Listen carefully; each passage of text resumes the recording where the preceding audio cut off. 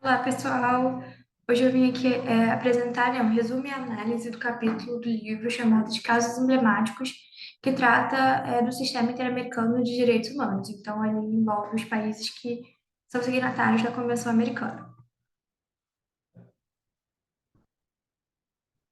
Então, vamos lá. As autoras são a professora Flávia Piovesan, que é graduada, mestre e doutora em Direito pela PUC São Paulo, onde ela também é professora nos programas de graduação e pós-graduação. Ela foi Visiting Fellow de várias instituições e também fez parte de um grupo de trabalho da OEA para o monitoramento do Protocolo de São Salvador.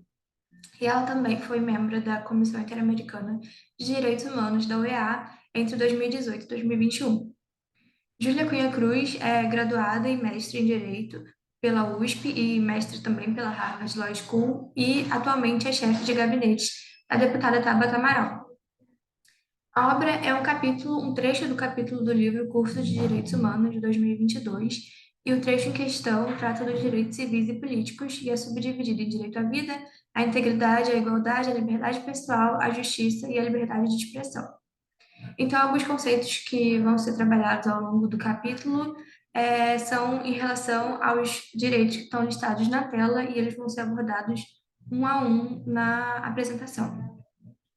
Então, começando, né, o objetivo da obra é descrever os principais casos contenciosos julgados pela Corte Interamericana, relacionados principalmente aos direitos civis e políticos, que são protegidos do artigo 3 ao 25 da Convenção Americana. O primeiro direito abordado é o direito à vida, e sobre esse assunto, né, as autoras destacam que a Corte considera esse direito como central na Convenção. Isso porque, se houver violação do direito à vida, todos os demais direitos também são violados, né, são extintos, já que acabou a vida, acabou qualquer direito da pessoa. Então, a Corte entende que não pode fazer nenhuma abordagem restritiva sobre o direito à vida. Isso resulta numa série de obrigações do Estado, obrigações negativas, como a obrigação de respeito, segundo a qual não se pode arbitrariamente privar qualquer pessoa de sua vida, e também obrigações positivas. Então, os Estados têm o dever de proteger a vida das pessoas e de garantir que elas tenham condições de vida dignas. O primeiro caso apresentado sobre o direito à vida é o Gomes Lund, Guerrilha do Araguaia versus Brasil, que trata do desaparecimento forçado de 62 pessoas brasileiras que atuavam na guerrilha contra a ditadura civil-militar brasileira. A Corte entendeu que houve uma violação brutal do direito à vida, ao lado da falta de investigação sobre os desaparecimentos forçados, e isso resultou no descumprimento do dever de garantir a inviolabilidade da vida, conforme é tutelado, né, pelo artigo 4 da Convenção Americana, especificamente em relação ao artigo 1.1, que trata da obrigação dos Estados de respeitar os direitos da Convenção. Então, o Brasil foi considerado responsável por violar uma série de direitos, como os direitos à garantia judicial, e também um fato interessante é que a Corte entendeu que a lei de anistia brasileira é incompatível com a Convenção Americana, porque ela impede a investigação de violações de direitos humanos na época do regime militar. Mas, apesar dessa determinação pela incompatibilidade com a Convenção Americana, o Brasil manteve a sua posição de continuar, né, com a lei de anistia. Não houve nenhuma reforma nesse sentido. Então, aí você tem uma questão de embate de competência entre o sistema interamericano, entre a Corte Interamericana e o judiciário brasileiro, né? Um embate entre lei internacional e lei nacional. Outro caso apresentado é o caso Gonzalez e outras Campo Agudoeiro versus México, que trata da descoberta do corpo de três mulheres que foram vítimas de maus tratos e violência sexual e posteriormente mortas num campo de algodão no México, sendo que duas delas eram menores de idade. Então, o Estado do México ele foi bem negligente na investigação desses assassinatos, né? E também a região onde elas foram encontradas era alvo de muita violência contra a mulher, e o Estado do México era inerte em relação a isso. E por isso a corte entendeu que ele foi responsável pelas violações, justamente por causa dessa inércia do Estado frente à situação de perigo que as mulheres viviam naquela região. O terceiro caso abordado, ainda sobre o direito à vida, é o caso Yaquiacha versus Paraguai, que trata de uma comunidade indígena que reivindicava o direito em suas terras ancestrais e também condições de vida dignas. Nesse caso, a Corte ressaltou que havia uma obrigação do Estado em relação à garantia do direito à vida, que era o de gerar condições de vida compatíveis com a dignidade humana, sobretudo para pessoas em situação de vulnerabilidade, como era essa comunidade indígena. Então, o Estado foi responsável por violar uma série de direitos, nesse caso também a propriedade, a vida, a proteção judicial, especialmente a proteção das crianças, né? Então, ainda sobre essa temática do direito à vida, as autoras ressaltam que a Convenção Americana também traz algumas previsões sobre a questão da pena de morte, no seu artigo 4. Então, diz a Convenção que a pena de morte só pode ser aplicada para o caso de delitos mais graves e isso deve ser uma situação excepcional, com as garantias judiciais devidas para essa situação específica. Mas no caso Hillary Constantine, Benjamin e outros versus Trinidad e Tobago, a Corte entendeu que o Estado descumpriu essas obrigações porque as vítimas eram condenadas, né, por homicídio e viviam constantemente sob a perspectiva de serem levadas à forca, sem nenhuma situação definitiva. E também o processo de pedido de clemência a que elas tiveram acesso não foi transparente. E também uma outra questão é que a pena de morte lá em Trinidad e Tobago era para qualquer pessoa que cometesse crime doloso, sem haver nenhuma avaliação mais específica do caso para determinar a pena. Isso estaria em desacordo com a previsão da Convenção Americana. O próximo tópico fala do direito à integridade, e as autoras dizem que o artigo 5º da Convenção Americana protege o direito de todas as pessoas à integridade física, psíquica e moral, proibindo expressamente a tortura, e os tratos cruéis, desumanos ou degradantes. E também fala especificamente do tratamento das pessoas privadas de liberdade, dizendo que elas também devem ser tratadas com dignidade específica, né? O primeiro caso sobre o tema é o penal Miguel Castro Castro, que era é uma penitenciária, versus Peru, que envolve uma operação que a princípio era para transferir um grupo de mulheres para uma outra prisão, mas que no meio da operação houve um ataque por parte da polícia e do exército peruano contra essas pessoas. E aí houve uma série de violações de direitos humanos, como tortura, violência psicológica, assassinatos, e também durante o período dos ataques, que duraram 4 dias, esses presos, né, ficaram sem acesso à comida, a cuidados médicos, à água e à luz. Então, a corte entendeu que houve violações à integridade física dessas vítimas, sobretudo as mulheres grávidas que fizeram parte do grupo que foi atacado. Então, as autoras continuam dizendo que, ainda no âmbito do direito à integridade, a Corte tem uma jurisprudência consistente em relação ao sofrimento causado pelo Estado às famílias das vítimas de violações de direitos humanos. Então, a Corte tutela especialmente os sentimentos de angústia e sofrimento desses familiares, aplicando uma presunção de que há violação à integridade das famílias nos casos de desaparecimento forçado, massacres, execução extrajudicial e tortura. E esse foi o entendimento do caso Herzog e outros versus Brasil, em que a Corte Interamericana entendeu que a divulgação de uma notícia falsa, né, o falso suicídio, que foi alegado no caso da morte do Vladimir Herzog na época da ditadura, afetou também a integridade pessoal de sua família.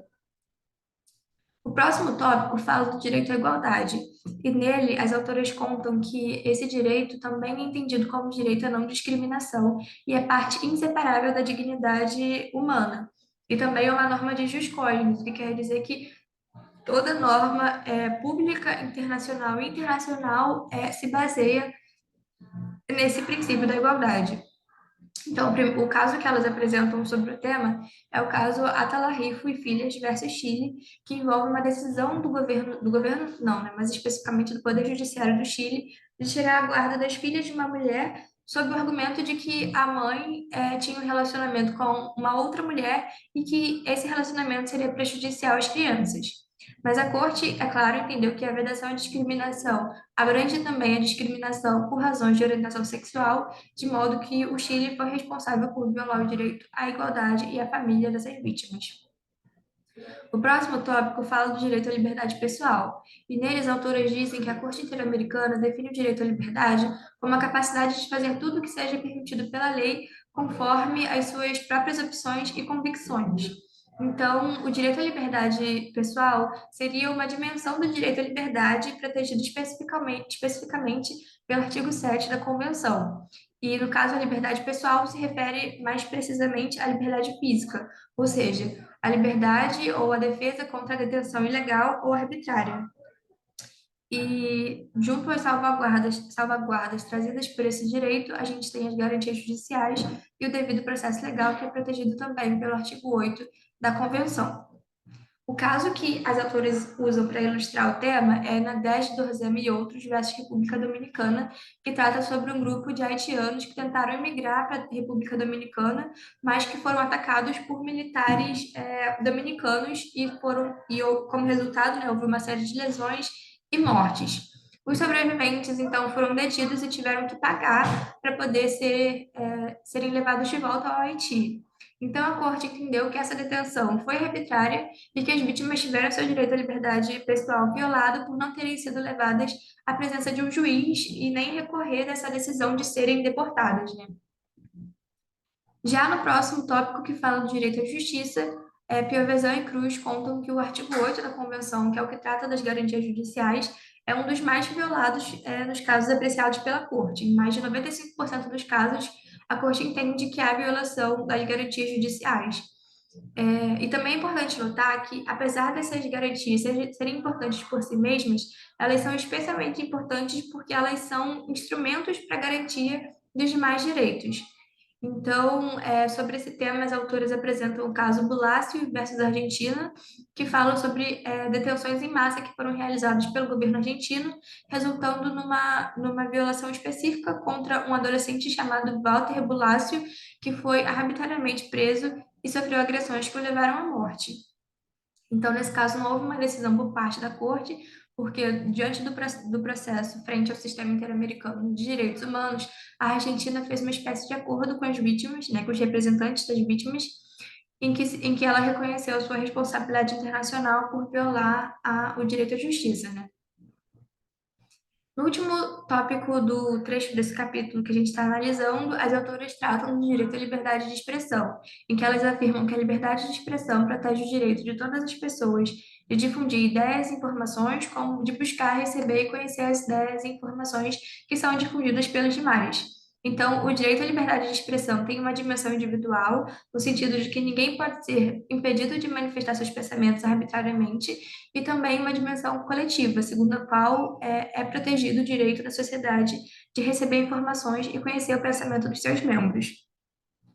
Então, sobre o tema, as autoras apresentam o caso A Última Tentação de Cristo, ou Medo, Bustos e Outros, versus Chile, que trata de um filme que foi muito criticado por grupos cristãos na época e proibido de ser exibido no Chile, porque retratava a vida de Jesus de uma maneira diferente daquela na Bíblia, em que ele cedia à tentação do pecado. Mas a corte entendeu que essa proibição era uma espécie de censura prévia e que violava, portanto, a Convenção Americana. Como essa possibilidade de censura prévia estava prevista pela Constituição chilena, a Corte demandou a reforma da Constituição sobre esse tema, e essa medida foi obedecida, diferentemente do que o Brasil fez em relação à lei de anistia.